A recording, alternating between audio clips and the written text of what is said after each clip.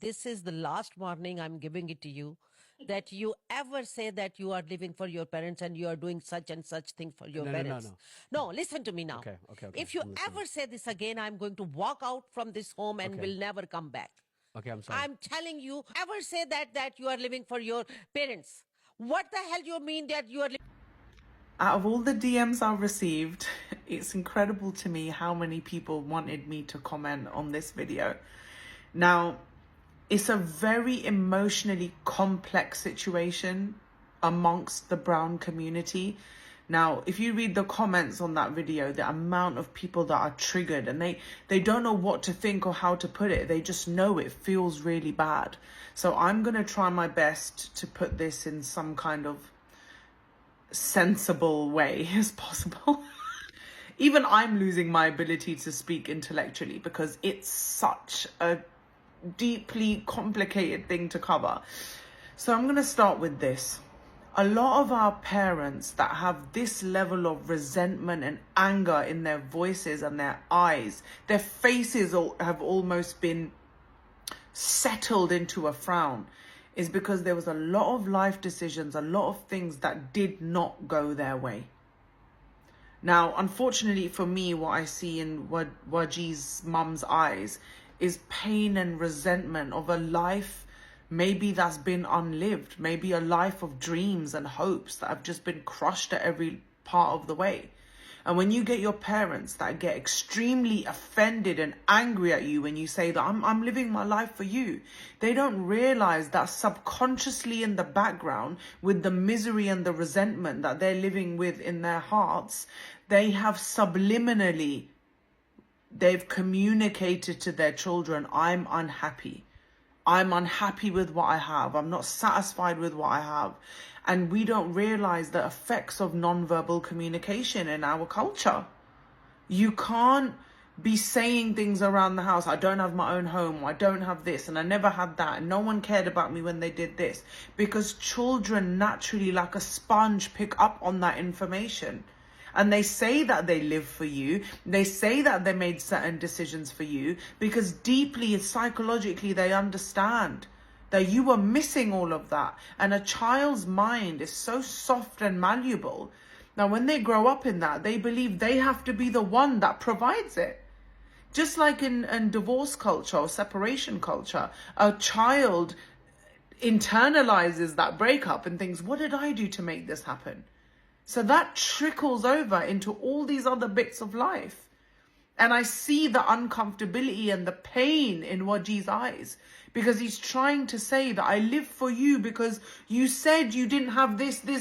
You missed out on this. And I want to be the one that provides it for you so you can finally relax. So you can finally have a smile on your face in this life. And then for parents to shout and scream and abuse you for that, when they don't even realize that psychologically they set up this dynamic with you themselves. And this is why I always say about having balance between your heart and your heart and your mind in videos. Because when you go fully with your heart and try to cover everything, you get a response like that, which is basically, I'm really upset about what you said, so I can't articulate myself properly, so I'm going to start shouting and raising my voice. And no matter how old you are as a child, when your parent shouts and screams at you in a response to something, it makes you go back in your box. You can even see it there. He's going, okay, like I give up. Because it's always a lack of intellect that leads people to just shouting and screaming at you. And then she follows on with belittling and insulting what he said. So what do you mean this? You live for me, you live for me. Not acknowledging that all the things you said you missed out on, the child naturally feels that they need to fill in that slot. That's not because you're a bad parent. That's because that's how psychology works. And then the last bit, it goes into a threat. I will leave this house and never come back. Why do you think people resort to that level of threat? Because they got nothing else to hold on to. It's the only way to get you to listen. Stop doing the things that upset me. I don't care why they upset you. I don't care why they came to be in reality. I don't care what part I played to make those things happen and create that dynamic. But I want you to stop me facing the consequences of that. And that is so prominent in our culture. It's unreal. Like, you, as the younger person in a parent-child dynamic, you're almost manufactured or told that you are manufactured to only obey. Like, you obey. And if you don't completely obey, and not just obey the things that I say, obey my emotions. Now, that's a big thing to ask from another human being. And it's quite common in our culture as well. You saw in the video where she said, you travel, you eat, you do what you want. So it's almost an exchange. You get all these freedoms. Why do you have anything emotionally and mentally wrong with you? Because they themselves didn't even have those freedoms. So as the generations get more and more intellectual and more aware of their surrounding and what's happening, the previous generation get left behind because you're almost introducing them to a world unknown. You know, if they had 1% of decision-making ability, your 10% of decision-making ability makes the previous generation think, why being such a pansy? You know, why being so weak? I didn't even get 2% of what you've had. And then it becomes a competition. So if you're in this kind of scenario, and I know many people are, because some of the comments that I saw were so, they even triggered me, to be honest.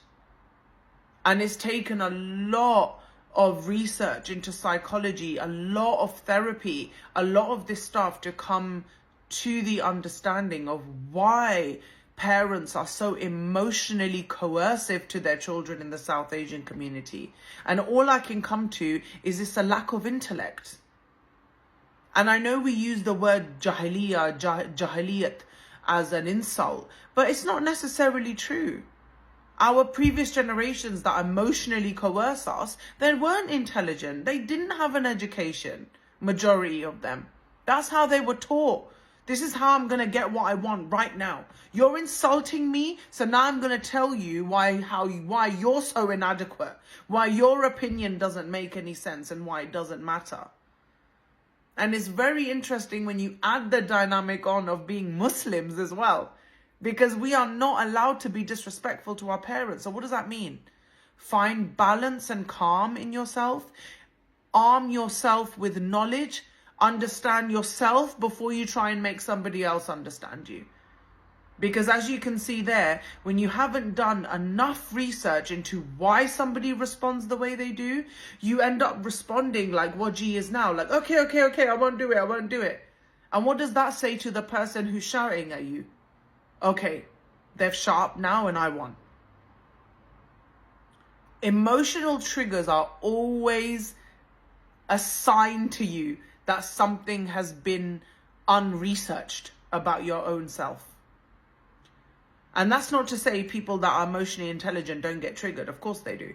They just deal with it differently because they see it as a sign to self-reflect rather than bombard the other person with, you better stop it. It's like if you've got a cut and someone comes and touches it. You know, but you're wearing clothes on top of it, so people can't see your cuts. They didn't know that they put their hand on your shoulder and they touched a cut because you've masked over it.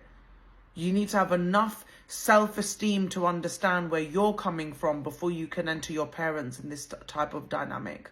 And I say that from a place who has done it herself, from parents that I was previously estranged from. It's not an easy journey, and I know so many people deal with this. So please tell me in the comments what you think about what I've said, if you want a part 2, etc., etc.